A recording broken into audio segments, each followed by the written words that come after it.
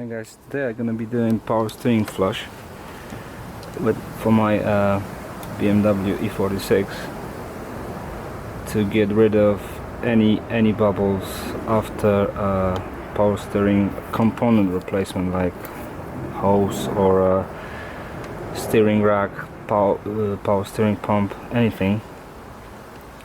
This is procedure not just sucking fluid out and fill it with fresh and run the car. This is procedure when you have to disconnect one of the hoses to open the system, so the fresh oil gonna get to the reservoir, go through the system, and old oil or contaminated oil or oil with bubbles gonna get out to the sump or container, whatever.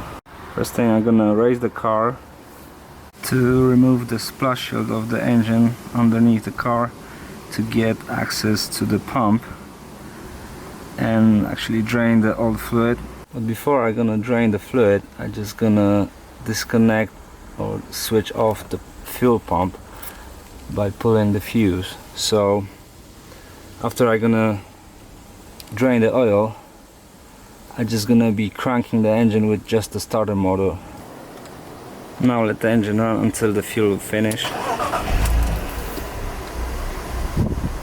This power steering pump doesn't have a bleed valve or anything like that, so I need to just remove the pressure side from the power steering pump to drain the oil.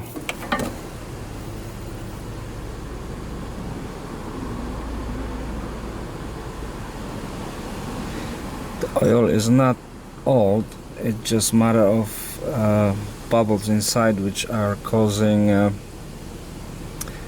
steering wheel or steering system noise, like a humming noise or buzzing.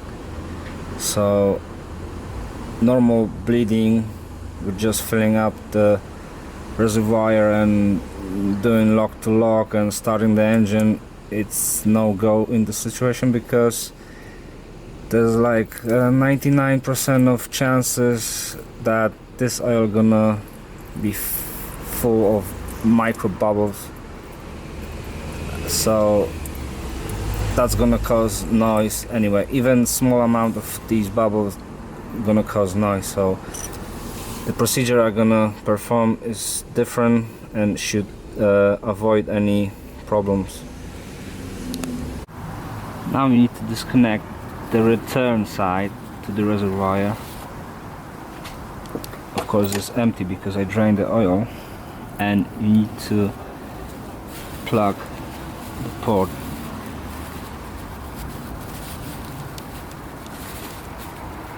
You can use like piece of or rod or old bolt wrapped with paper and just stuffed with inside the finger of a glove or something. And this hose needs to be extended now, so any return fluid gonna go out and end up in the container I'm gonna have ready for it. So the idea is pour in new fluid, crank the engine, so the new fluid gonna enter the system, get pressurized, and gonna come out to the container. Few cycles, then I'm gonna do lock to lock again. So for that method you need more than 1 liter or 2 liters of oil or fluid. It's better to have like 5 big can. Of course, now you need to put the pressure side hose back to the pump and secure it so you're not gonna have any leak and you're not gonna ruin the pump. So okay, pump is secured and the return hose is not going back to reservoir, it's going out. So here I'm gonna have my container ready. Probably gonna put it higher to avoid any splashing, and that's it.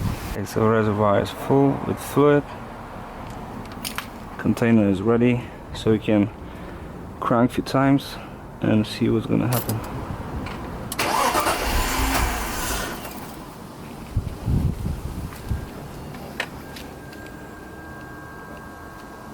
A little bit of fluid went down, so I need to top up more.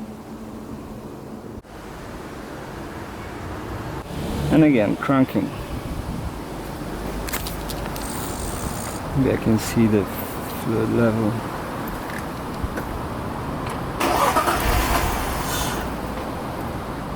So it went down quickly. Again, top up and cranking.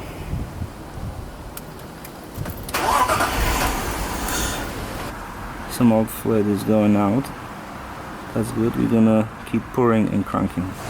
Okay, so after three top ups and crankings, again the reservoir is full, but I'm gonna do full lock of the steering wheel to one side and crank the engine again, top up, and then I'm gonna do another full lock to the left side. Okay, the car is raised, again full lock to the right, reservoir should be full, and small cranking of the engine. That's it. And again top up.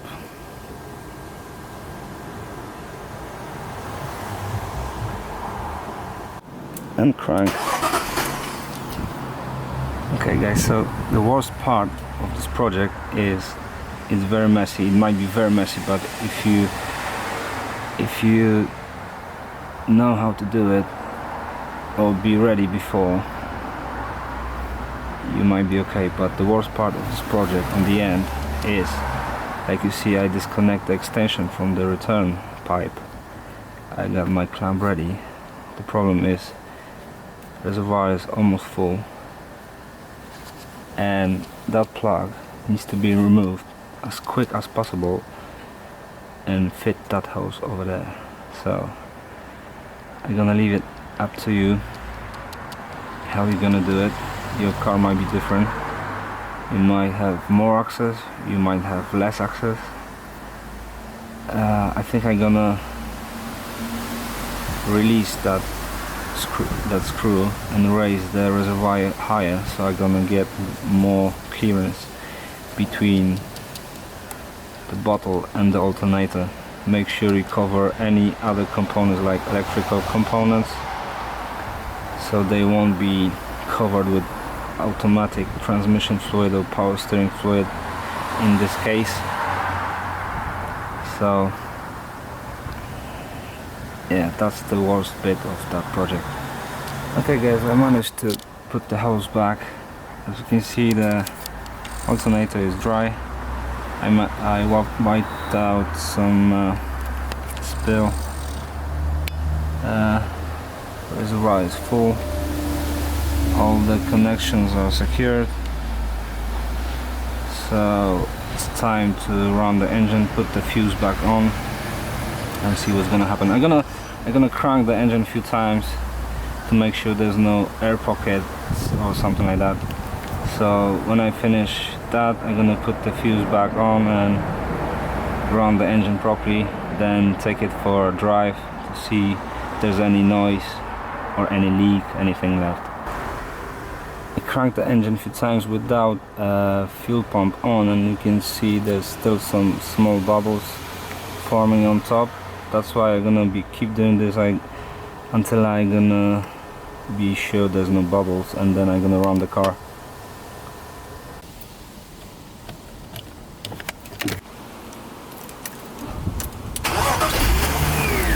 Okay, the car is working.